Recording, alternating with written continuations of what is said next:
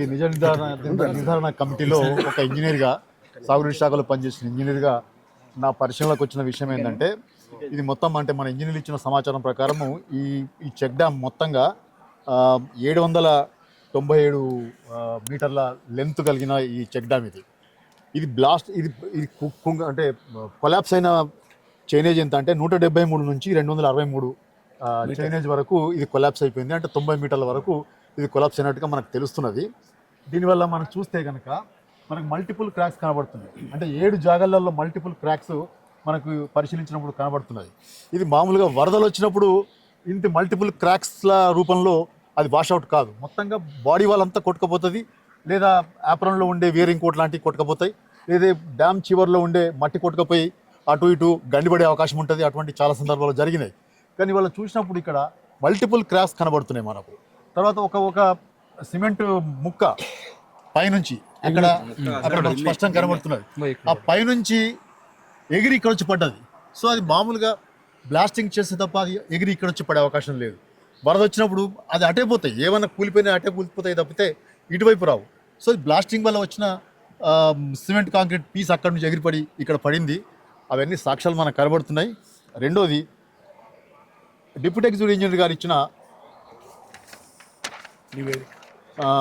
Complaint చూడడం. కంప్లైంట్లు చాలా స్పష్టంగా ఆయన ఏమి రాస్తారంటే 21వ తేదీ నవంబర్ నాడు వాళ్ళు రైతులు వచ్చి రాత్రి జరిగింది, తెల్లారిసరికల్లా రిజర్వాయర్ ఖాళీ అయిపోయింది.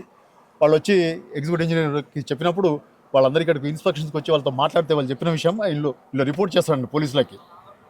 22/11/2025 రోజున ఉదయం సుమారు 6:30కి స్థానిక రైతులు నాకు ఫోన్ చేసి 21/11/25 రోజున రాత్రి సుమారు 10 గంటలకు చెక్ డ్యామ్ వద్ద భారీ శబ్దం వినపడిందని, చెక్ డ్యామ్ ధ్వంసం అయిందని తెలపడం జరిగింది.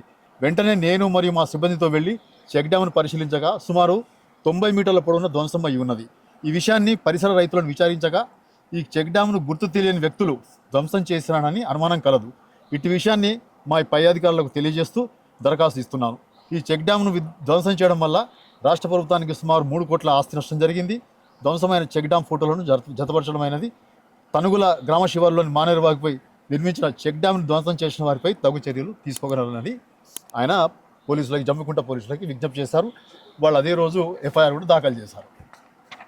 తర్వాత దీనికంటే ముందు ఇక్కడ కాదు, పెద్దపల్లి మండలంలో హుసేన్ మియా వాగు మీద ఒక ప్రయత్నం జరిగింది.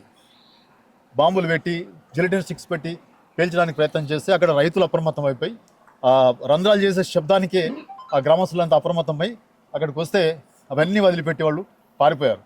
అప్పుడు కూడా మన ఇంజనీర్లు కంప్లైంట్ చేసినప్పుడు చాలా స్పష్టంగా ఆ హుసేన్ మియా చెక్ డ్యామ్ సైట్లో వాళ్ళకి ఏం కనబడ్డాయట, 11 జిలిటిన్ స్టిక్స్ కనబడ్డాయి, 8 డిటోనేటర్స్, 1 కంప్రెషన్ మెషిన్, రంధ్రాలు చేయడానికి కంప్రెషన్ మెషిన్స్ ఉపయోగించే రాడ్ వదిలిపోయినారు అని నాకు తెలిపినారు. నేను అక్కడికి వెళ్ళి చూడగా చెక్ డ్యామ్కు 6 రంధ్రాలు చేయబడి ఉన్నాయి, మరియు 11 జిలిటిన్ స్టిక్స్, 8 డిటోనేటర్స్ మరియు 1 కంప్రెషన్ మెషిన్లు ఉపయోగించే రాడ్ అక్కడ పడి ఉన్నాయి. అంటే ఇంత స్పష్టంగా హుసేన్ మియా వాగు మీద కూడా, పెద్దపల్లి మండలంలో హుసేన్ మియా వాగు చెక్ డ్యామ్ కూడా పేల్చడానికి ఒక ప్రయత్నం జరిగింది. అక్కడ పేలుడు పదార్థాలు దొరికినాయి. ఇది ఎప్పుడు జరిగింది? జనవరి 2024లో జరిగింది. ఇది అంటే గత సంవత్సరం. దానికి ఎఫ్ఐఆర్ నమోదైంది, దీనికి ఎఫ్ఐఆర్ నమోదైంది. ఈ 2 కేసుల్లో కూడా ఇప్పటిదాకా ఎఫ్ఐఆర్ మీద ఎటువంటి విచారణ పూర్తి కాలేదు, దోషులు పట్టుబడలేదు, దోషులను శిక్షించలేదు. ఇంతకుముందు మనం చెప్పినట్టుగా చెక్ డ్యాములు మన జాతి సంపద, ఇవి నీటి తావులు. వీటి వల్ల పర్యావరణం వృద్ధి చెందుతుంది, భూగర్భ జలాలు పెరుగుతాయి. తర్వాత మన ఇంజనీర్లు చెప్పిన దాని ప్రకారము ఈ చెక్ డ్యామ్ వల్ల 5-6 గ్రామాల్లో సుమారు 1000 ఎకరాలకు సాగునీరు అందుతున్నది. భూగర్భ జలాలు పెరిగినందువల్ల బోర్ బావుల్లో నీళ్ళు వచ్చినాయి, ఓపెన్ బావుల్లో నీళ్ళు వచ్చినాయి. దాని కింద కూడా వ్యవసాయం సాగుతున్నది, చేపల పెంపకం జరుగుతున్నది, మత్స్యకారుల ఆదాయం పెరిగింది, పర్యావరణం పెరుగుతున్నది. ఇన్ని బహుళ ప్రయోజనాలు కలిగినటువంటి ఈ చెక్ డ్యామ్ని పేల్చడం అనేది చాలా దుర్మార్గమైన విషయం. వీటిని ఎట్లయితే హుసేన్ మియా చెక్ డ్యామ్ని రైతులు లేదా గ్రామ ప్రజలు అప్రమత్తమై దాన్ని కాపాడుకున్నారో అదే విధంగా చెక్ డ్యాములని, తావులని, నీటి తావులని, చెరువులని ఈ మాఫియా నుంచి, ఇసుక మాఫియా నుంచి కానీ మరెవరి నుంచి కానీ తప్పనిసరిగా కాపాడుకోవాల్సిన బాధ్యత ఈ ప్రజలది. తప్పనిసరిగా వాళ్ళు కాపాడుకొని అప్రమత్తమై ఏదైనా ఇటువంటి సంఘటన జరిగితే పోలీసులకి లేదా ప్రభుత్వ యంత్రాంగానికి ఇన్ఫర్మేషన్ ఇవ్వడం, అప్రమత్తంగా ఉండడం అవసరమని మేము భావిస్తున్నాం. అట్లనే ఈ ఎఫ్ఐఆర్లు దాఖలైన విషయంలో ఇన్వెస్టిగేషన్ త్వరితగతిన పూర్తి చేసి వాళ్ళని దోషులను పట్టుకోవాలి, చట్ట ప్రకారం వాళ్ళకి శిక్షలు విధించాలి. రెండవ అంశం ఏంటంటే మేము అందరం డిమాండ్ చేస్తున్న విషయం ఏంటంటే ఈ చెక్ డ్యామ్ని అంటే ఇప్పుడు రబీ సీజన్లో రైతులందరూ ఇబ్బందులు పడే పరిస్థితి వస్తున్నది. రైతులకు నీళ్ళు అందే పరిస్థితి లేదు. కాబట్టి దాదాపు ఈ 3 కోట్ల ఆశ్లేషణ జరిగింది. కాబట్టి మళ్ళా దీన్ని ఎస్టిమేట్లు తయారు చేసి నెక్స్ట్ వానాకాలం కల్లా అంటే మళ్ళా వానాకాలం పంటలకి నీళ్ళు ఇచ్చే విధంగా దీన్ని తప్పనిసరిగా పునరుద్ధరించి మళ్ళీ వినియోగంలోకి తీసుకోవాల్సిందిగా మేము నిజ నిర్ధారణ కమిటీ తరఫున డిమాండ్ చేస్తున్నాం. తప్పనిసరిగా దోషులను శిక్షించాల్సిందిగా మేము కోరుతున్నాం. అంతకుముందు ప్రకాష్ గారు చెప్పినట్టు వర్ష సంఘటనలు జరిగే అవకాశం శిక్షించకుంటే ఇది రిపీట్ అవుతుంది. తర్వాత పాలక వర్గాలు ఏమంటున్నాయంటే ఇవి క్వాలిటీ లోపం వల్ల కొట్టుకుపోయిందని అంటున్నారు. ఒకవేళ క్వాలిటీ లోపం కనుక జరిగి ఉంటే మరి కన్స్ట్రక్షన్ చేసింది ఎవరండి? రాఘవ కన్స్ట్రక్షన్స్ వాళ్ళు చేశారు. మరి వాళ్ళని కూడా దోషులు చేయాల్సి వస్తుంది.